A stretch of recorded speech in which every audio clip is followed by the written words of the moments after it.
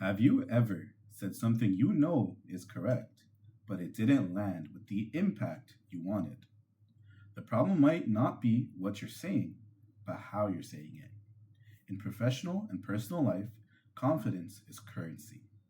It influences how people perceive your ideas, your competence, and your leadership potential. Simple, common mistakes in English can unintentionally project hesitation and self doubt. In this video, we'll break down 10 of these mistakes and give you clear, powerful alternatives to help you speak with the authority and confidence you deserve. Let's begin with our first category, hedging language. These are words and phrases that add a layer of uncertainty to your statements, effectively weakening them before they even have a chance to land. Mistake number one is the overuse of prefacing phrases like I think, I feel, or I believe. While there's a place for expressing personal opinion, constantly using these phrases, especially in a professional setting, can cripple your credibility. Psychologically, this habit often stems from a fear of being challenged. When you say, I feel that our numbers are off, you're creating a subjective buffer. If someone disagrees, they're not disagreeing with a fact, but with your feeling, which feels less confrontational. However, to your audience, it sounds like you're not sure of your own analysis. In a social context, it's the friend who says, I think we should go to this movie, but I don't know, it's just my opinion. It forces the other person to constantly reassure them. The fix is to learn to state your observations and proposals with direct ownership. Instead of I think we should consider a new marketing strategy, try one of these alternatives. First, the direct statement. We should consider a new marketing strategy. Second, the evidence-based approach. Our current marketing strategy is underperforming. A new approach is necessary. Or third, a more collaborative but still strong framing. My recommendation is to pivot our marketing strategy. By dropping the hesitant preface, you're not being arrogant. You're signaling that you've thought through your position and are presenting it with conviction, inviting a more productive and respectful discussion. Mistake number two involves leaning on minimizing qualifiers. Those subtle words like just, kind of, a little, or sort of. These words act like verbal apologies for taking up space. They shrink your contributions and signal to others that you don't fully stand behind what you're saying. For example, in a review session, someone might say, I just wanted to add that this data is sort of incomplete. The word just implies it's a minor point, not worth much attention, while sort of questions the validity of your own observation. The fix here is surgical. Eliminate these unnecessary words. A confident speaker makes their point without a self-depreciating warm-up. They would state, this data is incomplete. See the difference? The statement is clean, direct, and carries significantly more weight. It transforms a timid observation into a declaration of fact that requires attention. The goal is to present your findings with conviction. Instead of saying, this is kind of a silly idea, but try, here's a creative solution to consider. You are not just sharing a thought, you're providing value, and your language should reflect that. Mistake number three is a subtle but powerful one. Intonation. Specifically, it's the habit of ending declarative statements with a rising inflection, making them sound like questions. This is commonly known as uptalk, and it can be a major confidence killer. When you use uptalk, you're subconsciously signaling that you're seeking approval or are unsure of the information you're presenting. It creates an impression of doubt, even when the facts are solid. For example, a project manager might present a plan by saying, so, our deadline for the first phase is the end of the month? That upward tilt at the end completely undermines their authority. The fix requires conscious practice. Make your statements definitive by ending them with a steady or downward inflection. Instead of that questioning tone, state clearly the next step is to contact the client, or our deadline for the first phase is the end of the month. The vocal certainty projects leadership and control. It tells your listeners that you are not asking for their permission or validation, you are stating a fact. Pay attention to how news anchors or respected leaders speak.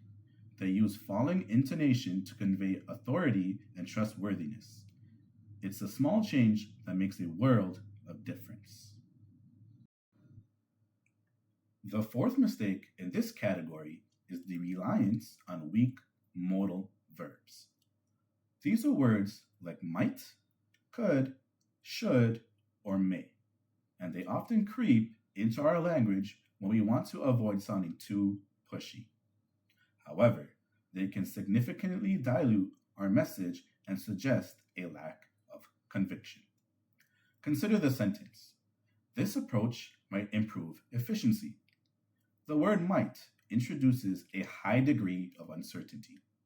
It doesn't inspire confidence.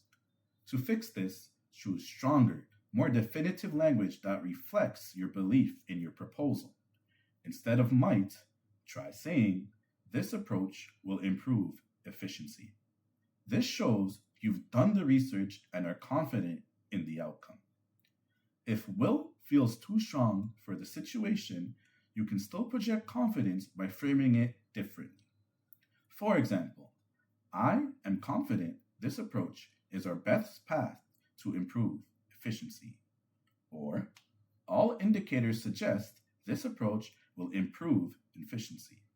By replacing weak, passive verbs with strong, active ones, you're not just changing a word, you're changing the perception of your commitment.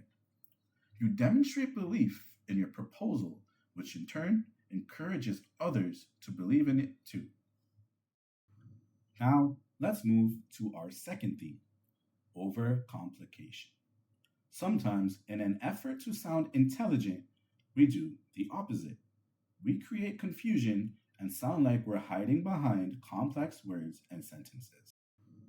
Mistake number 5 is using unnecessarily complex vocabulary or jargon.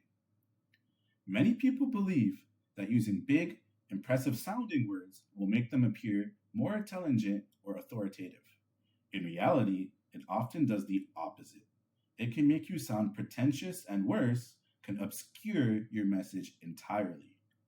Communication is about connection, not confusion. For instance, imagine a manager saying, we must endeavor to ameliorate the prevailing logistical deficiencies to enhance our operational efficacy. This sentence is a mouthful and forces the listener to translate it. The confident fix is to prioritize clarity and accessibility. Instead, say, we need to fix our logistics problems to work more effectively. This is direct, easy to understand, and focuses on the action required. True intelligence isn't about the complexity of the words you know, but about your ability to make complex ideas simple. Confident communicators don't hide behind a wall of words, they build bridges with them. Always choose the simplest words that gets the job done. Your audience will thank you for it. Number 6 is the close cousin of complex vocabulary, long, rambling sentences. When we're nervous or haven't fully structured our thoughts, we tend to string multiple ideas together with and, so, and but, creating a run-on sentence that buries the main point. This overwhelms listeners, making it hard for them to follow your logic. A speaker might say, so, we need to update the software because the current system is really outdated and it's causing a lot of problems for the team. So, I think we should probably start the process this week. The core message is lost in the clutter. The confident alternative is to break your thoughts down into short, clear, and impactful sentences. Pause between your points. Let each one land. Try this instead. We need to update the software. Our current system is outdated and causing problems for the team. I propose we begin the process this week. Each sentence has a distinct purpose. This structure makes your message easier to digest, more memorable, and demonstrates that you are in control of your thoughts and your delivery. Short sentences deliver a punch, long sentences deliver a puzzle. Mistake number 7 is overusing the passive voice. This is a grammatical choice that can make your language sound detached, bureaucratic, and even evasive. The passive voice occurs when the subject of the sentence is acted upon rather than performing the action. For instance, the decision was made to postpone the project. Who made the decision? The sentence doesn't say. It feels like the decision just magically happened. This construction is often used to avoid taking responsibility. To sound confident and demonstrate ownership, use the active voice. In the active voice, the subject performs the action. So, the sentence becomes, "We've decided to postpone the project." Or, "My team decided to postpone the project." The active voice is direct, clear, and powerful. It demonstrates accountability and leadership, all hallmarks of a confident communicator. It's not just about grammar, it's about psychology. The active voice shows that you are an agent of action, not a passive observer of events. Our third and final category is informality. While conversational language is great, certain informal habits can undermine your credibility in professional settings. Mistake number 8 is the frequent use of filler words. We all use them from time to time. Like, so. They're verbal placeholders we use while our brains are catching up with our mouths.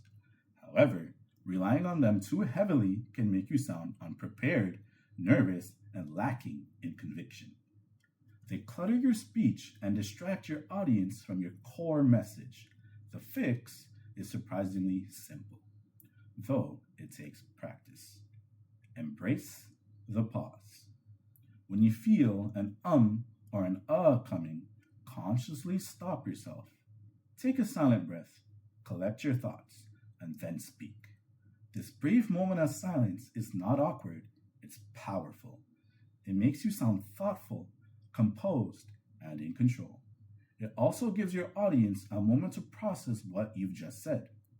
Record yourself speaking for a few minutes to identify your own filler word habits. Once you're aware of them, you can begin to replace them with intentional, confident silence. Number 9 is the habit of being overly apologetic. Many of us, particularly in professional settings, soften our requests and statements with unnecessary apologies. We say things like, "Sorry to bother you, but could you send me that file?" Or, "Sorry, this might be a stupid question, but..." Here, this language immediately devalues what you're about to say and puts you in a subordinate position. You are not an inconvenience. Your contributions are valid. The fix is to replace these apologies with polite, direct language. Instead of "Sorry to bother you," try, "Excuse me, do you have a moment?" Instead of "Sorry, can I just say something?" try, "May I add a point?" Or, "I have a suggestion." An even more powerful strategy is to replace the apology with gratitude. Instead of saying "sorry for the delay," say "thank you for your patience." Instead of "sorry to take your time," say "thank you for your time." This simple shift in language reframes the interaction from an imposition to collaboration, projecting confidence and respect for both yourself and others. Finally, mistake number 10 is the trap of using vague, non committal language. Phrases like, we need to improve things, I'll look into that, or let's touch base soon are ambiguous and lack a clear call to action. They can make you sound evasive or like you don't have a concrete plan. Confidence, on the other hand, comes from specificity. Specificity demonstrates clarity of thought and a commitment to action. Instead of saying, I'll get to that as soon as possible, a confident and reliable person says, I will get that to you by 3 p.m. tomorrow. This sets a clear expectation and shows you are in command of your schedule. Instead of we need to boost our sales, say we need to increase our sales by 15% this quarter by targeting the new demographic. Specifics show you have a clear vision and a tangible plan to execute it. They build trust and assure others that you are not just talking about ideas, but are capable of bringing them to life. Fixing these 10 habits is about more than just changing your words. It's about shifting your mindset. It's about believing that your voice deserves to be heard and that your ideas have value. True confidence isn't about being the loudest person in the room. It's about clarity, directness, and the quiet assurance that comes from knowing your worth. Start with one or two of these changes, and you'll begin to not only sound more confident, but feel it too.